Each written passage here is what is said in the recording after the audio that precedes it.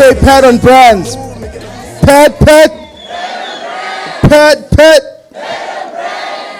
Good morning, Mother World. Can we give a big shout out to T? Let's clap it up for them for bringing us here.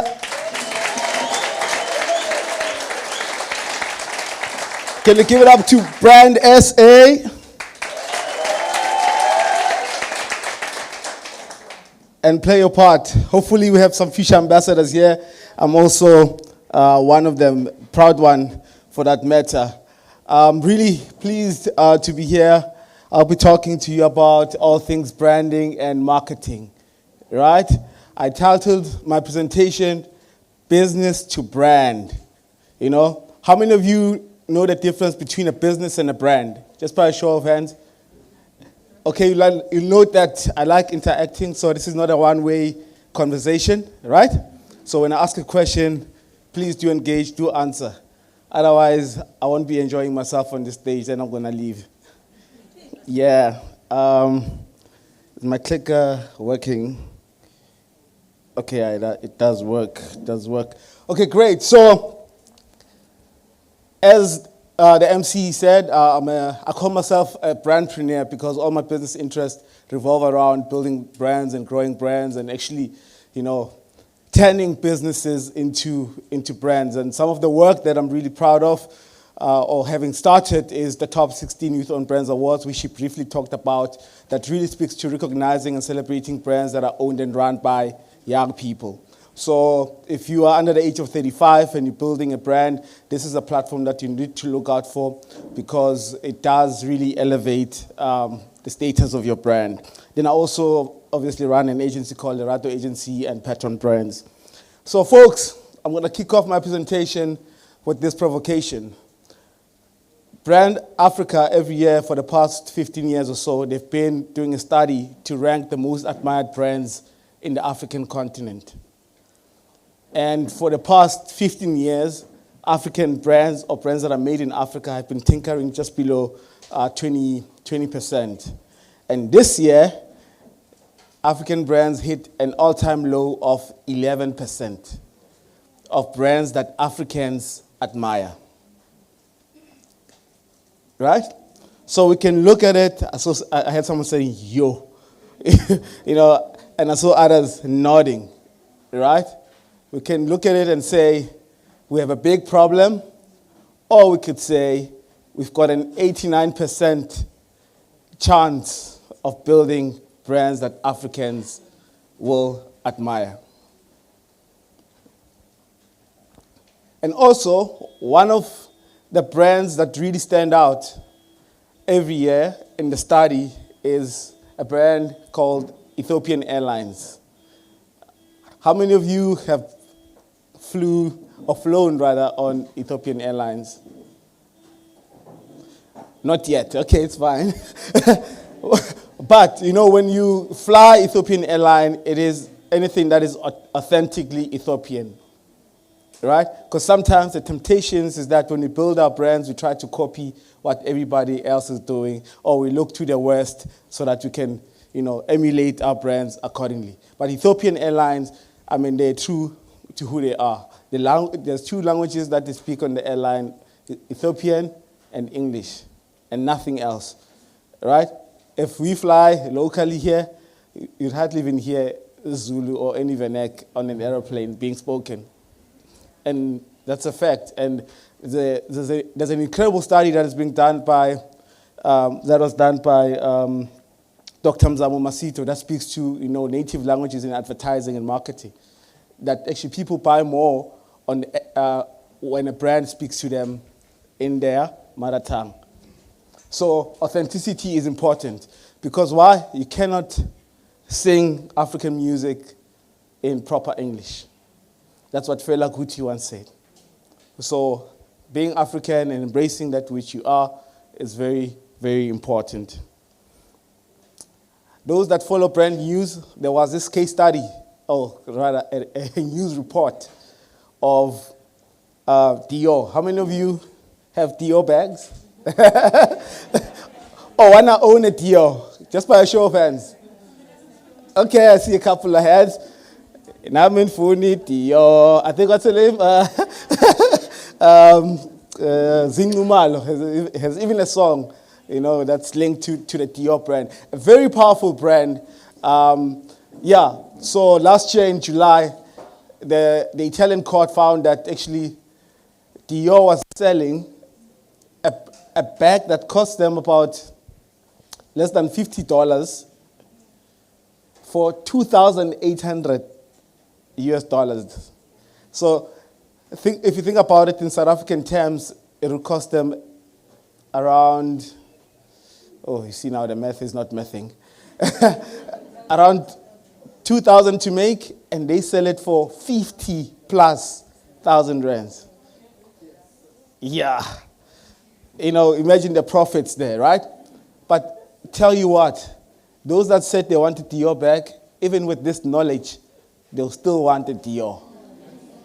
You know why? Because Dior is a brand. Because when you carry a Dior brand, it says, I've arrived. I've made it in life. Another interesting story, since we are at a Brand SA or Brand South Africa Powered event.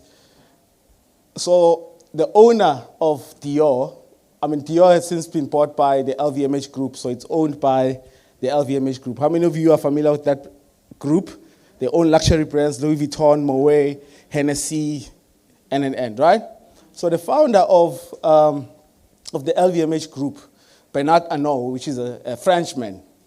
So how he grew up in a construction business kind of setup, right? His father used to own a construction business. Then this one time, he traveled to the US. So whilst traveling to the US, after he landed, gets into a taxi, and he starts talking to the taxi driver, and and asks the taxi driver, do you know France? He's like, yeah, I know France. You know the president of France? Then the driver says, no, but I know Christian Dior. And it dawned on him right there and then about the power of brands, right? He didn't know the president of France. He's never been to France, but he knows the brand that comes from France, which in this case was a Christian Dior. So one day, wouldn't it be nice? Someone says, okay, I don't know the president of South Africa, but I know Makosa, but I know Delivery Speed, but I know Patu, and the list goes on. So that's the power of branding, right? Then we have another interesting case study around brands. How many of you are familiar with the brand called Tsepo? Tsepo jeans, right? Tsepo, like many of us, comes from a township, grew up, under similar conditions, and really, he had this passion of, creating great denims, right?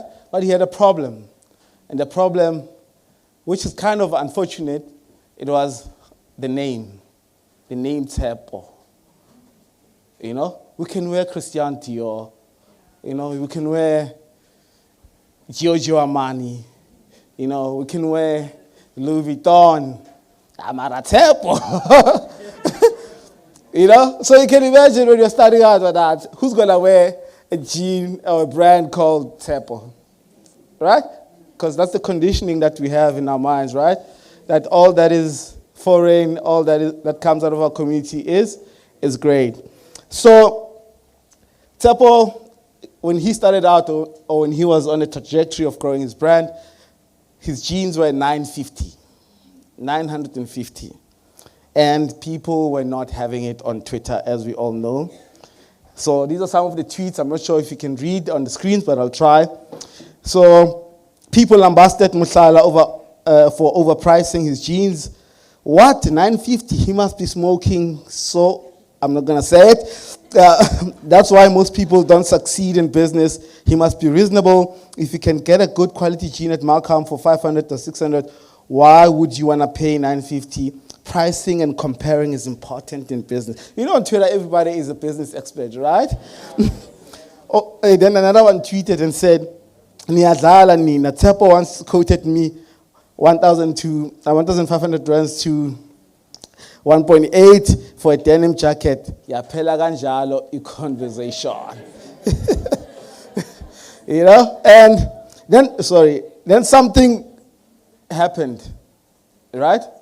When Meghan Markle came here with little Archie in South Africa, so as part of the excursions, I guess, or part of the itinerary, they made a stop at Victoria Yachts, which is where Tsepo makes his products. And, little Archie got a pair of Tsepo jeans, and Meghan Markle, and the press was there. Look at the headline from this to here. Tsepo jeans is ready for world domination after Meghan Markle patches. And you know what happened afterwards? South Africans said, give me some Tsepo jeans. We want Tsepo.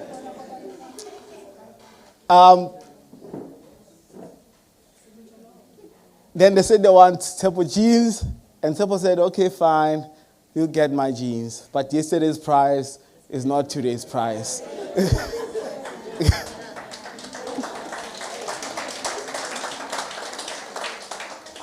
I think today an average price of a Tsepo jean is sitting at around 2,500 rands. A t-shirt is now sitting at 800 plus. Socks, that's the cheapest one I could afford. As you can see, I'm wearing them.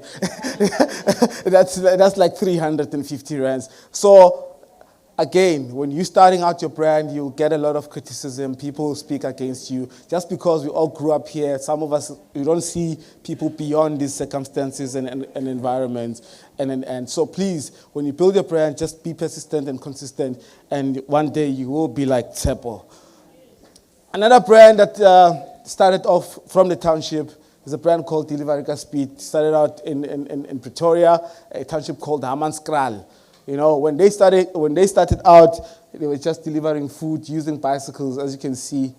And this is a brand that was founded in 2021. So they just turned 4 years this year when they started out. Started by a young person, just like some of us here who are young. I'm kidding. And really, at the core of it, they in the logistics space. But when they started out, they were doing like an Uber Eats version of the township where people could order food and deliver with bicycles. Fast forward to 2025 rather. This is Lerato Speed.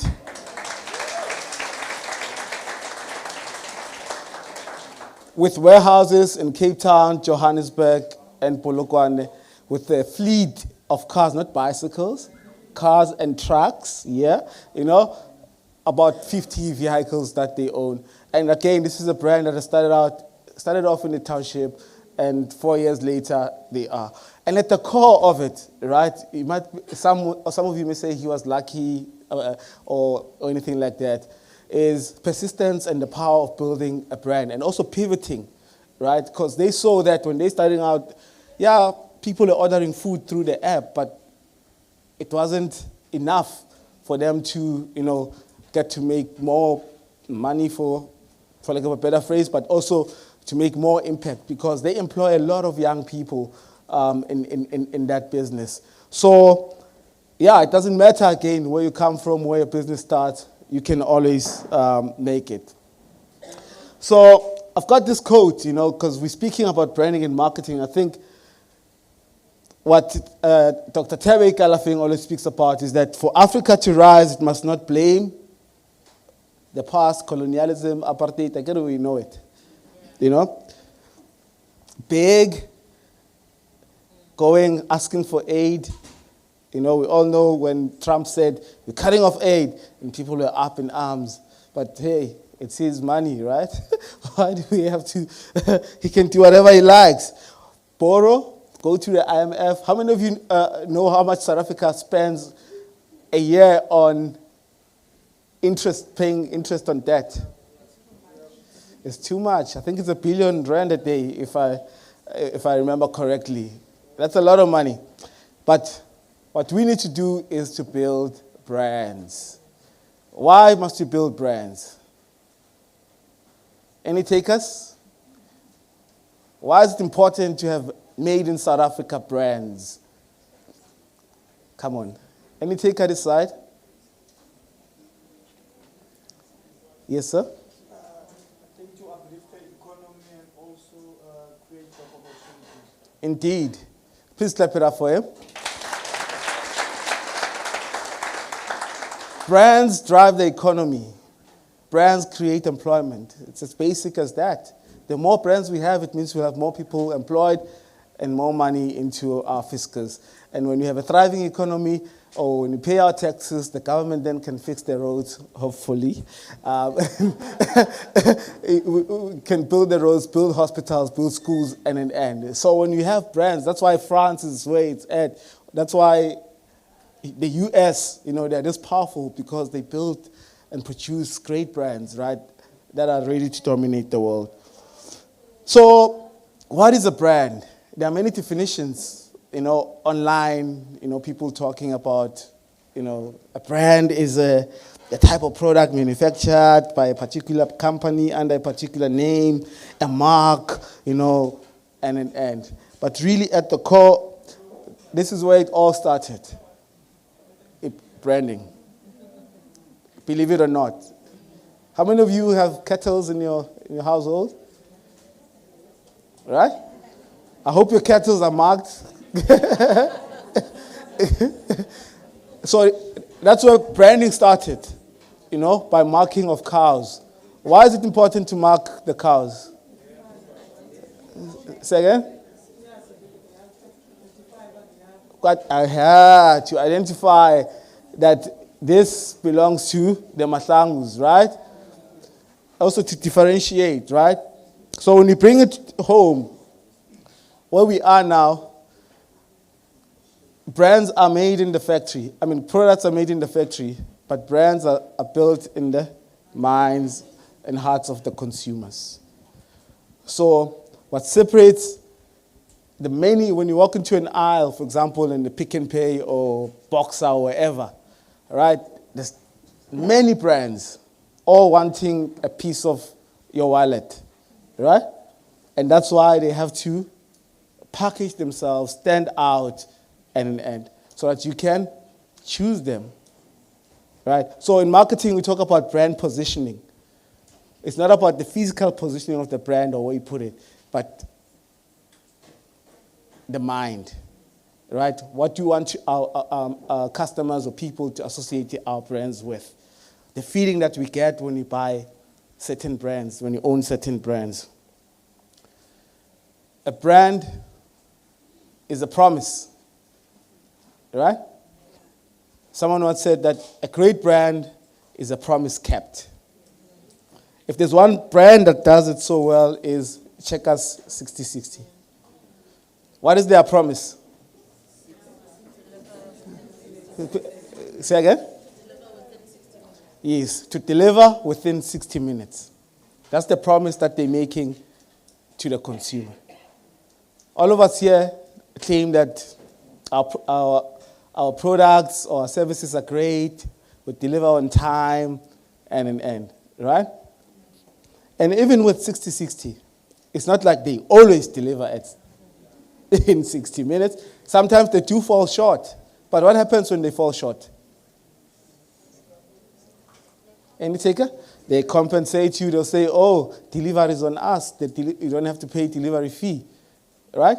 You will always not be able to fulfill your promise, but you have to always strive to make sure that you delight your customer and you go above and beyond to deliver on the promise. Because when you deliver on your promises, they tell other people that, no, Laba, they deliver on time.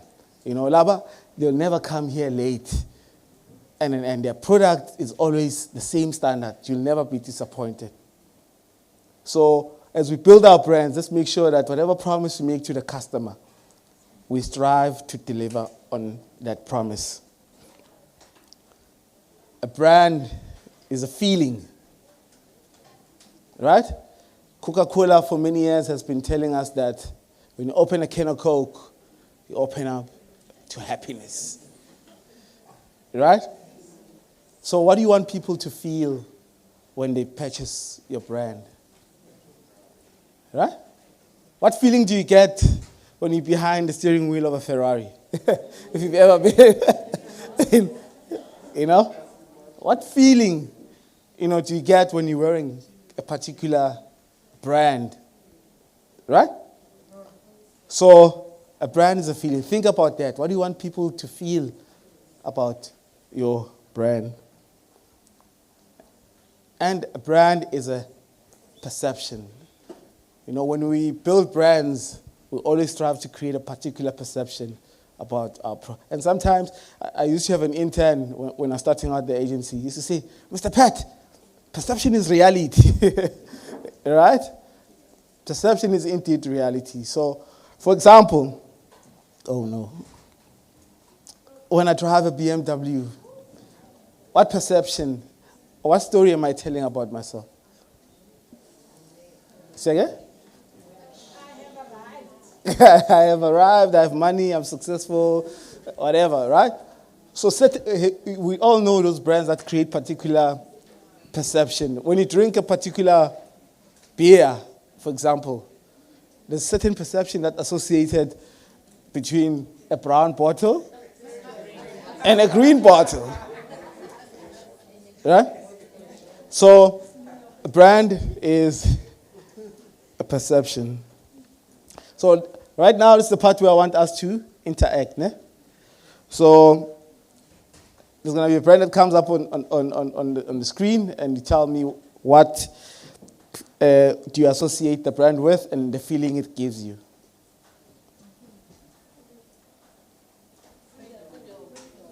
Freedom. Right? That's Nelson Mandela. You associate him with freedom.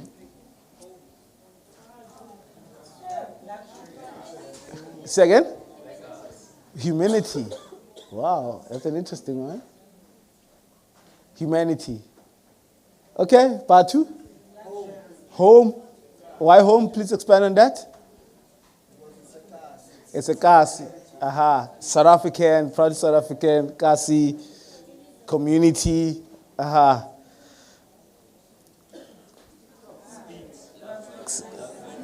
Speed, someone says money. All right? Podcast and chill. Someone said the end. You say again? McChee. Say again? Freedom of speech. Or someone said controversial. You know? Eiffel Tower.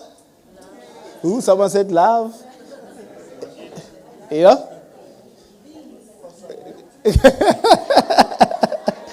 Okay. Then, what brands come to mind when you see the below elements? The color yellow. Did someone say MTN?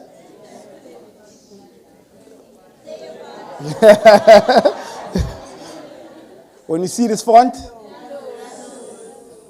Oh, you guys are smart. Tusombetu. Which brand comes to mind? Okay, someone said Hollywood. Okay, we'll take that. Second? Maybelline. L'Oreal. Someone say L'Oreal. Okay. The slogans, think different. Which brand comes to mind? Nope. Nope. Any iPhone users here? Apple, think different. Okay. All right. Aha. Last one. Hopefully it plays. Let's see. Please keep quiet. Quiet down. Oh no. I'm going to need the guide at the back. Please click on the icon there. Netflix. Right? So what we just went through is what you call brand elements or branding assets. Right? So when you're building a brand, the reason why you're able to identify all of those elements that I showed you on screen, even the audio that we just played right now, it's because consistently, every time when you switch on or you open your Netflix app, that's the sound that you hear. It never changes, right? MTN has been yellow for as long as I can remember, right? That's why you're able to draw those associations. You could see the Nando's font without seeing the Nando's logo. Why? Because Nando's has been using the same font over and over again. Now that is, remember I said brands are built in, and that's why you're able to draw the associations. So are you using anything in your brand consistently?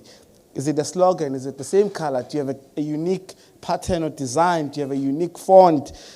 Do you have a brand ambassador like L'Oreal has with Tusombeti, for example? So those are what we call brand elements. And if you want to build a brand that stands out, these are the things that you need to look at. These are the things that you need to be intentional and deliberate about in terms of how do you show up in the market, right?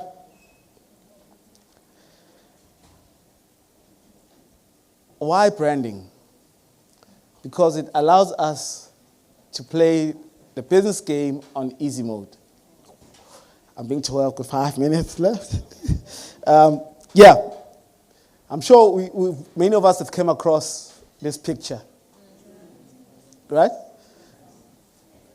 Starbucks that costs $3.6 versus a no-name brand, right? We get the gist of this. Okay, cool. I'm gonna spend the last 5 minutes on this part. A lot of you are saying, okay, Pat, we hear you talking about this branding thing, but how do we do it? How do you go about building brands that stand out, One, I have what we call the 6 C's, and the first C is creativity, right? You cannot boil your way to building a great brand. You can't do mundane or bland stuff and think that people will buy into you. You have to be creative. You need to find ways of selling stuff. There's this guy, I'm not going to play the video in the interest of time, but you probably came across his content on TikTok. He sells cars, right? And he sells it in such a unique way that ordinarily that's not how a dealership should be selling cars. What's up, guys? Bobby Pitko here from... Another thing, another interesting case study was by Escort. They make, what do they call it? Russians and what. Yeah. So when the Springboks were going to the Rugby World Cup, everybody was talking about them, and they thought to themselves, when they called the Springboks, I remember I had an interview with the former marketing manager of this brand, and she was like, we didn't have the budget, to partner officially with the Springboks. Then we thought to ourselves, how else can we, be part of this great brand without being officially associated with it? I remember when it first came out on Twitter went crazy, or X went crazy, saying they spelled Springboks wrong, right? And that was intentional, because had they spelled Springbok the way it was supposed to be done, they were going to get sued, right? But they also did what they call Springboks, which was a combo deal that had Russians, Viennas, and whatever else in it. It also drove there was a commercial aspect outside of brand visibility and awareness. So you can find creative ways, around this. I'm not sure how many of you heard that last year now men can take their wives' surnames, So there's been brands. I saw a very interesting post online by Metropolitan, which is a financial institution, leveraging off, because already it's being talked about, right? How do you become part of the zeitgeist or part of the mainstream conversation? So you can also do that. That's what Nando's actually was built on, jumping on trends, on things that are happening in society. Okay, I'm not going to play this video. The second C is collaboration. If you want to go far, let's go together, right? If you want to go fast, go alone. So that's where we are right now. Collaboration is very important. Amongst us here, who can we partner up with, right? Who can we collaborate so that, we can leverage each other's following and brand awareness, right? So it's very important.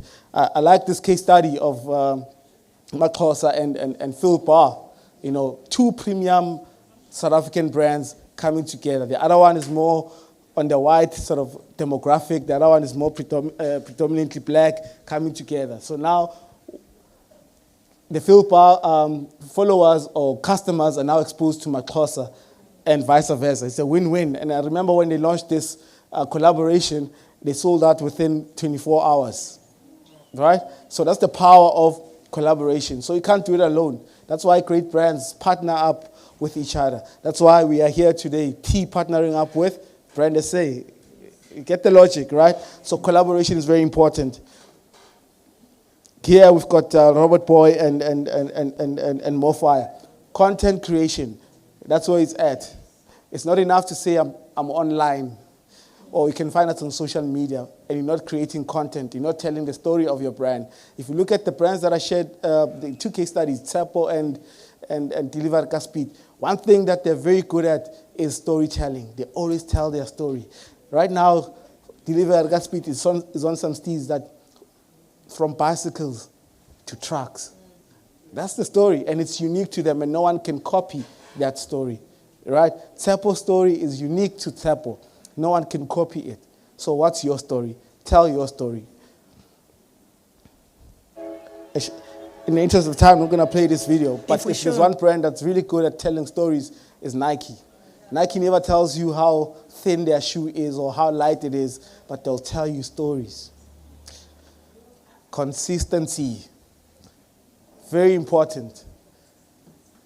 We played a little game earlier on, showed you brand elements. All of you were able to pick up what it is that I was talking about, because all those brands, what they've done was to consistently use the same brand elements over and over again, right? And that's how you're able to remember. So consistency is key when you're building a brand. Use the same logo on Instagram, Facebook, and Twitter, or in whichever other platform you're on. Some of you are pink on Facebook, you are blue on Instagram, you are green on TikTok, and that's not how you build brand, right? The slogan is this on your website. On LinkedIn, it's a different slogan. It doesn't work like that when you're building brand. You have to be consistent throughout all the touch points. This is an important one. Continuous learning and improvement. I know it doesn't link directly to branding, but great brands understand that what got them here won't get them to the next level, right? So you have to continuously learn and improve, do things better. Don't be that brand that says, oh, we've always done it this way. Yes, I spoke about consistency, but there's certain things that if you always use, for example, newspapers to advertise your brand. Who reads newspapers today? Yeah? So you have to evolve. You have to jump on new platforms. You have to continuously, learn about new things that are happening in your industry so that you can be able to grow. Then lastly, culture and community. Culture is linked to community. How many of you are familiar with this brand? Can you tell what brand it is? The shirt there. It's not Tsepo. That's a Tebe Makuku shirt. Tebe Makuku. Right? So Tebe Makuku and his friend Rich Mnisi, what they're really good at is leveraging our culture. Right? And be able to create stuff. The things that we find, because we are so familiar with, for example, Mpako and whatever, other people find it fascinating. Maxhosa has done it well, right? It took cultural prints and whatnot and built a luxury powerhouse brand. When Rich Mnisi came up with Shipelane, people were up in arms saying, how can you charge 60,000 rands for Shipelane when I can get it in Joburg for 2,000 rands in Marabastad somewhere in Pretoria, right?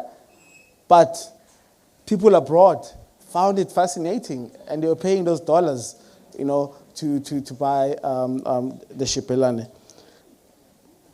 We know the story of Louis Vuitton.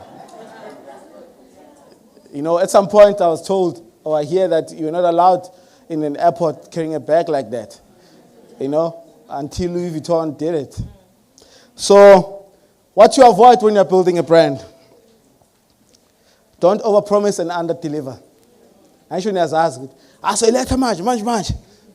You know, just because you want to close a sale, right? But what that does, it affects your brand negatively when you don't deliver on the promise. So don't overpromise and underdeliver. Don't focus on the competition, right? I speak a lot with, you know, young entrepreneurs that come to consult or ask questions, you know, and they say, yeah, but my competitors are doing this. Can I also do it? You can't go forward if you keep looking on the side and back. You have to face forward, right? So every brand has a unique story. It's on a unique path.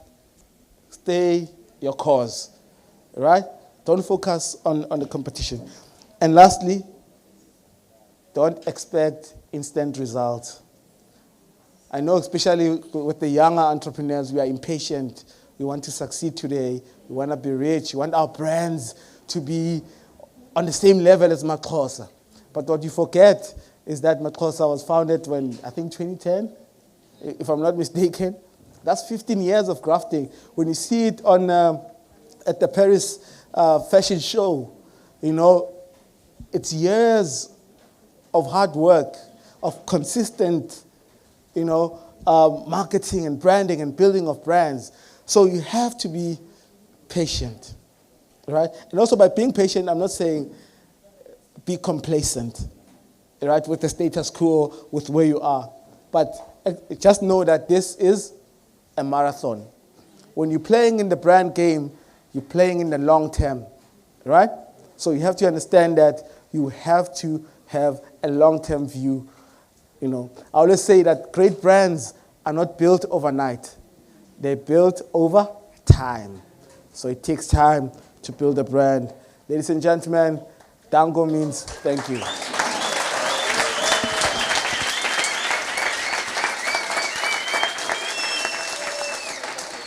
Oh, okay. Thank you.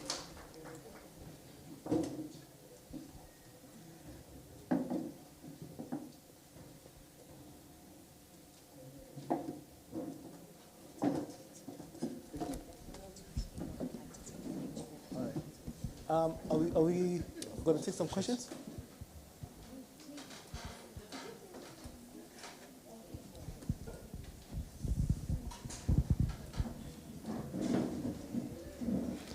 Thank you so much. Let's put our hands together for Pat.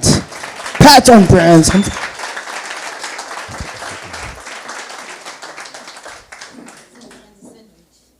Yeah, amen. Please, can we have the bag now? Brand, let's put it on. Here's the photo. Can we get a photo, please? Yeah. Yeah. Pat, yakhuluma. The 6 C's. Did you enjoy that presentation? Very powerful. He's living it. He's living. Follow. You can do a presentation and not live it. But he's living it. Let's put our hands together one more time, Pat. So I gotta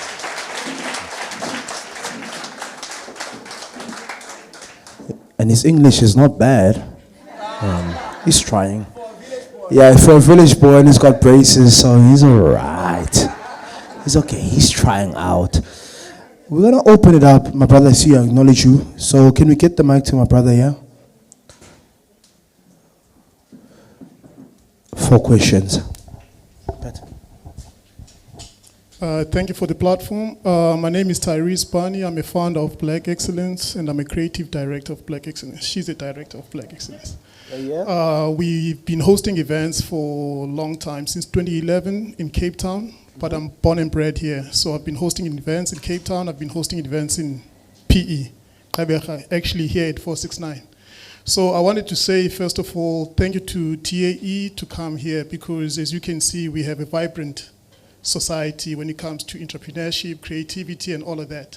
So our brand has been doing exactly the same thing. So where we are now, we're looking for a strategic partnership like Play Your Part, Brand South Africa, even TAE, to give us the same when I look at the branding, things like these are the things that can help what we do.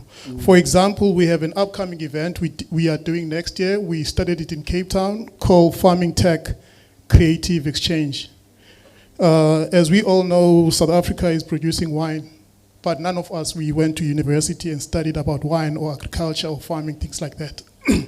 So this Farming Tech event, it's the same event as you can see here. It's an event that creates platform for people who are in farming to tell us about farming, how they studied and things like that, so that we, at the end of the event, we can have a curriculum, that we can follow in terms of farming. As you know, none of us know anything about farming here. And the creative exchange, as you can see, I'm a creative myself. Most of people in PE, they are creatives. So the event, it's Farming Tech Creative Exchange. It's for both worlds, people from the farming and people from the media, because as media, we can capture these, we can take videos, we can entertain people and things like that. And it's a 2-day event. And right now, what we're looking for is a strategic partnership. How possible is that? Thank you so much, my brother.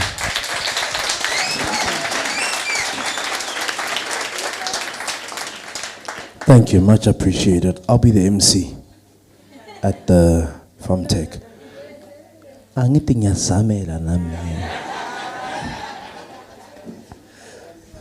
Pat, and you really around strategy, you're really around the partnership.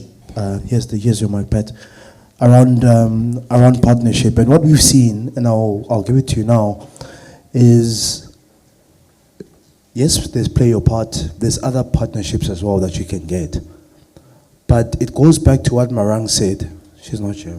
Around the value that you are delivering to the client. So it's not about. You must understand that even when you are doing proposals and you are pitching, it's not about you.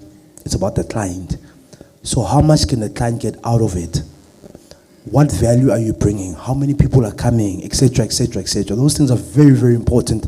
And I'm gonna leave now to Pat, because he deals with really, really credible brands around how do you then bring them in? Because you are a brand. You are building a brand. So you want a partnership with another brand. Specialist, over to you. Yeah, I get this question a lot, because with regards to the Yobas, the platform that I built, it's heavily reliant on partnerships and sponsorship, and it's really a difficult task, one would say, and also given the fact that the economy is not doing well, When the economy is not doing well, companies spend less on marketing and sponsorship efforts. Yeah. So that's the reality, you need to be awake to, right? But in the main, just to echo the same sentiment that he just shared right now, it's about what value are you bringing in, But before the value, also what story are you telling, Because remember, again, people get drawn to stories more than just facts and numbers. So you need to tell a good story about this platform and why it matters and why, any brand that jumps on it will be on the right side of history. I like your opening in terms of, a lot of people, for example, consume wine, but they don't know the process it takes. They don't know about growing stuff. So that could be your hook, or we all know, I'm not sure if you are familiar with the trends in the farming industry. I'm not a farmer myself, but I'm just, because I enjoy consuming new information. The problem that South Africa is facing is that we have an aging farming population. So we don't have a lot of young people that are participating in the farming industry or in agriculture, right?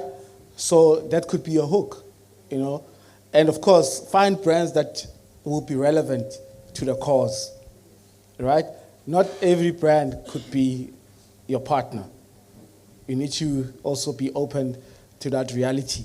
So you need to find brands that speak directly, to the need that you want to address. There's many, I think there's Agri-SA and an N. So you need to start engaging with those people.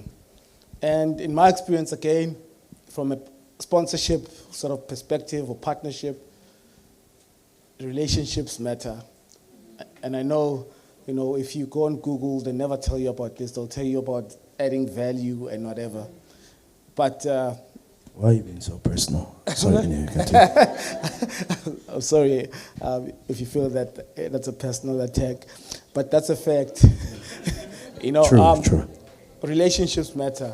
So cultivate relationships. You know, as you are here, there's someone that also can provide. Sometimes it's not about money, right? Because we know money is always first prize when it comes to sponsorship.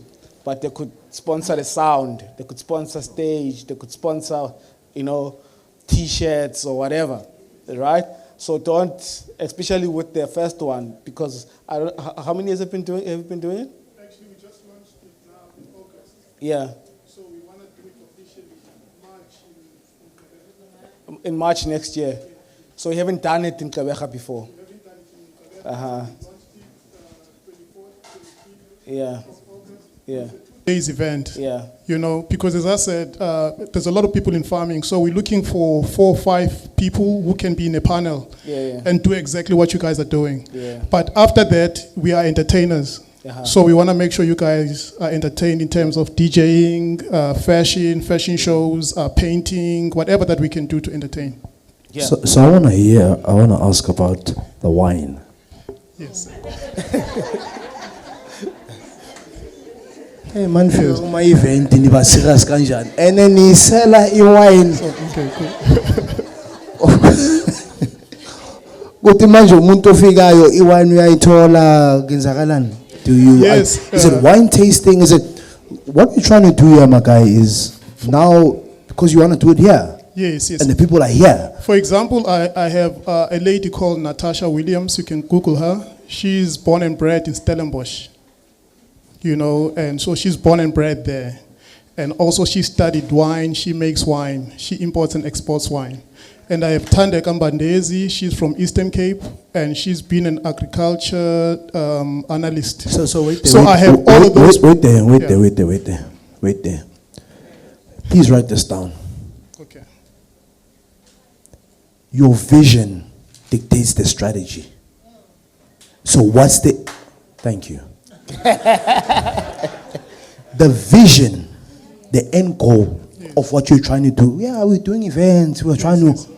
The vision dictates the strategy. The vision dictates the partners of who you're trying to partner up with. So when you're communicating, what are you trying to do? Are you doing an event so people can come and know about wine? What's the vision? Because if the vision is not clear, those of you who go to church, the Bible says, where there's no vision, the people perish. Yes. And the church says, amen. Thank you. So at the end, you must be very clear about what the vision is of what you're trying to do. Because after that then dictates who are your partners, who are you going with, who are you traveling with, etc. He's a specialist and he's going to add. But at the end, my guy, when you're saying, we're doing something in the PE. So what's the vision? What are you trying to do? Yeah, as I said again, people are familiar with mining in Daba. I think Yes, a Ketan, yes. Basically, it's the same thing. It's farming in Daba. Let's talk about farming. Let's learn about farming. Let's create a curriculum about farming. As I said, some of us, we have children now, you know? So we can't have our children playing the same rugby, the same soccer, do the same things, whereas farming agriculture is a lucrative business. So some of us, we can own farms within 2 years from now. It's just that it's a lack of information. Thank you so much, my brother. Can you please bring the mic to a lady here in the front? So the conversations then around, even the people that you meet, is what's the vision? Because the vision dictates the strategy. The vision dictates the partners. Because there's certain partners that can partner with you if your vision is not clear. So is it awareness? Is it more people must buy more wine, which they should? So your vision must be very clear, because then that vision then dictates who your partners are or who you're trying with. I don't know if Pat. Yeah, I think if I add, I will ruin your answer. So exactly what he said, man. Yeah. Molweni, I trust everyone is doing well. My name is Kelana Nise. I'm the founder and the CEO of Limezo Cosmetics. So at Limbisa Cosmetics, we do have our own signature cosmetics, which is lipsticks, lashes, and also lip glosses. So you spoke about e-brand of Ilendoza O Dior, and then it came across Ilendoza O Hermes. O Hermes sells e-bags for, let's say, for 200,000, and then over time it accumulates for, let's say, whenever you are reselling it, you can sell it for around $1 million. So it's sort of like an investment. So my question is, how can one create a brand that over time it accumulates in revenue, and also in terms of, I don't know how which one, but I do have it in mind, because we do want to venture into clothing. So yeah. So how can one create a brand or products that over time it accumulates in terms of revenue and stuff? If you get my point. Sure, it's a very good question. Yeah, so obviously, number one, you need to make a decision in terms of how you want to position your brand in the market. So luxury brands, which is what like you're referring to, your Dior's, your Hermes, and. So what they often operate in is scarcity of their products. Obviously, they've got a great story, right? They'll tell you that their bags are handmade, they use X amount of cotton, and every little detail matters, right? Then, I'm not sure if you guys remember when I don't know what happened, but when the Chinese guys were exposing the factories, I'm not sure you remember that trend, right? To say, but yeah, we make these things, we can get it, you know? But it's not the same. I'm not sure how many of you have ever shopped in a luxury store. The experience is so on point, right? But also what Hermes and them would say, we're only gonna sell 10 bags and nothing more, right?